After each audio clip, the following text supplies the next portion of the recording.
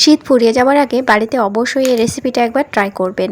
আজকে আমি বানিয়েছি বিউলির ডালের রস বড়া, আর এই রস বড়া বানিয়েছি নলেন গুড় দিয়ে। রেসিপিটি একবার বানিয়ে না খেলে কিন্তু পুরো আফসোস থেকে যাবে। তো ভিডিওটি দেখতে থাকুন, খুবই ভালো লাগবে। তো এখানে আমি বিউলির ডাল নিয়েছি, কলাই ডাল সেটা আমি বাড়িতে ভালো করে খোসাটা উঠিয়ে রোদে শুকিয়ে রেখেছিলাম। তো ডালটা এখন শুকনো আছে। এই ডালটাকে 3 থেকে 4 ঘন্টা ভিজিয়ে রাখতে হবে।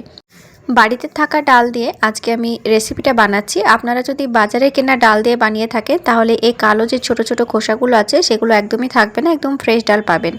তো আমি এবার এই ডালটাকে একটি মিক্সার জারে নিয়ে নিলাম। আর বন্ধুরা, এখানে আপনারা কখনোই পানি ব্যবহার করবেন না। পানি ব্যবহার করলে ডালটা একদম পাতলা হয়ে যাবে। যদি লাগে তাহলে খুব অল্প পরিমাণে আপনারা এখানে পানি দেবেন। দেখুন, একদম মিহি পেস্ট আপনাদেরকে বানিয়ে নিতে হবে এইভাবে। আর এই ডাল বাটার ভেতরে কোনো দানা থাকলে কিন্তু হবে না, একদম মিহি পেস্ট বানিয়ে নিতে হবে। আপনারা চাইলে শিলনোড়াতেও বেটে নিতে পারেন। তো দেখুন, পেস্ট আমি একটা বাটিতে উঠিয়ে নিচ্ছি। এই বড়াগুলো বানানো যে কত সহজ, একদম পানির মতো সহজ, যে কেউ বানাতে পারবে। তো এবার আমি এখানে কিছুটা গোটা জিরে দিয়ে দিলাম। গোটা জিরেটা অপশনাল রইল, তবে বড়ার ভেতরে গোটা জিরে দিলে ভালো লাগে খেতে। তো এবার আমি সামান্য করে একটু বিট লবণ দিয়ে দিলাম। যে কোনো ধরনের আপনারা লবণ এখানে ব্যবহার করতে পারেন। 1 চিমটে লবণ দিলে মিষ্টি খাবারে খুব ভালো লাগে। তো এবার আমি হাত দিয়ে ভালো করে ফেটিয়ে নিচ্ছি। আর এই পর্যায়ে বন্ধুরা, আপনারা হাতটাই ব্যবহার করবেন। হাত দিয়ে ফেটালে খুব ভালো হয়। তো আমি যেহেতু ব্লেন্ডারে ভালো করে ব্লেন্ড করে নিয়েছি, তো এখানে খুব বেশি ফেটানোর দরকার নেই।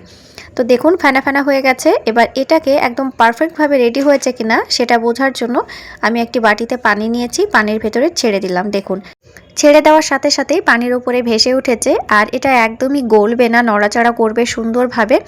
তো আপনারা ঠিক এইভাবে একটু পরীক্ষা করে নেবেন যে এই ডাল বাটাটা পারফেক্টভাবে হয়েছে কিনা। তো আমাদের তো ডাল বাটা রেডি হয়ে গেছে। এবার এখানে আমি কিছুটা গুড় নিয়ে নিচ্ছি। তো আমি এখানে পাটালি গুঁড়ো নিচ্ছি, সাথে আবার নলেন গুঁড়ো নেব। তো এখানে পাটালি গুড় 1 কাপ পরিমাণে আর নলেন গুড় আধা কাপ পরিমাণে নিয়ে নেব। তো মিষ্টিটা অবশ্যই আপনারা স্বাদ বুঝে দিয়ে দেবেন। দেখুন, তো এখানে গুড় আমি নিয়ে নিয়েছি। তো চলুন এবার আমরা বড়াগুলো ভাজতে যাই।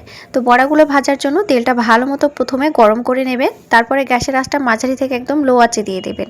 হাই ফ্লেমে কখনো বড়াগুলো ভাজবেন না, তাহলে পুড়ে যাবে, কালো হয়ে যাবে, শেপও নষ্ট হয়ে যাবে।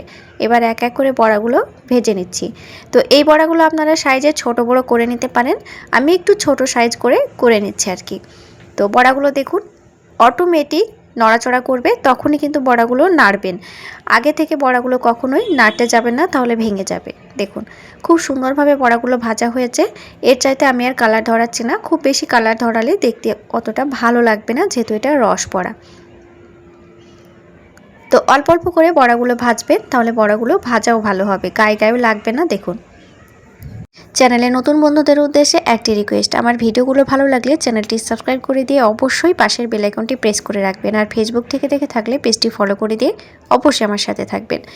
চলুন বন্ধুরা, এবার গুড়ের সিরাপ বানিয়ে নিই। তো সিরাপের জন্য আমি যে পানের গ্লাস থাকে সেই গ্লাসের 1 গ্লাস মতো এখানে পানি ব্যবহার করেছি। তো আপনারা বড়ার মাপ অনুযায়ী অবশ্যই এখানে সিরাপ বানিয়ে নেবেন। আর অবশ্যই সিরাপের মাপ কিন্তু বেশি রাখবেন, কেননা সিরাপের ভেতরে বড়াগুলো ডুবে থাকবে আর ভিজবে। তো আমাদের দেখুন সিরাপটা রেডি হয়ে গেছে। আমি এখানে কিছুটা বাদাম ছড়িয়ে দিয়েছি, খেতে ভালো লাগবে তাই, তবে বাদামটা কিন্তু অপশনাল রইল। তো গ্যাসের আঁচটা একদম মাঝারি থেকে লো আঁচে রেখেছি। এবার আমি ভেজে রাখা বড়াগুলো দিয়ে দিলাম। বড়াগুলো দেওয়ার পরে গ্যাসের আঁচটা একদম বন্ধ করে দেবেন। হালকা হাতে নাড়াচাড়া করে ঢাকনা দিয়ে 10 মিনিটের জন্য রেখে দেবেন। 10 মিনিট পরে দেখবেন ম্যাজিকের মতো আমাদের বড়াগুলো একদম রস টেনে নিয়েছে। আর বড়াগুলো এত লোভনীয় হয়েছে যে কি বলবো। দেখুন, একদম পারফেক্টভাবে আমাদের রস বড়া রেডি হয়েছে। এই বড়াগুলো খেতে যে এত টেস্টি হয়, বাড়িতে একবার ট্রাই না করলে কিন্তু আপনাদের বিশ্বাসই হবে না। তো বাড়িতে অবশ্যই একবার ট্রাই করে দেখবেন। একদম সহজ ঘরোয়া উপকরণ দিয়ে রেডি করা যায় এই বড়াগুলো। আর এই বড়াগুলো এত লোভনীয় হয় খেতে। অবশ্যই বাড়িতে একবার ট্রাই করবেন। আর কেমন হয়েছে আমাকে কমেন্টের মাধ্যমে জানিয়ে দেবেন। তাহলে বন্ধুরা, ভিডিওটি ভালো লাগলে চ্যানেলটি সাবস্ক্রাইব করে দিয়ে পাশের বেল আইকনটি অবশ্যই প্রেস করে রাখবেন। তাহলে নতুন নতুন রেসিপি নিয়ে ফিরে আসবো আবার নেক্সট এপিসোডে। আজকের মতো এই পর্যন্তই। Thank you.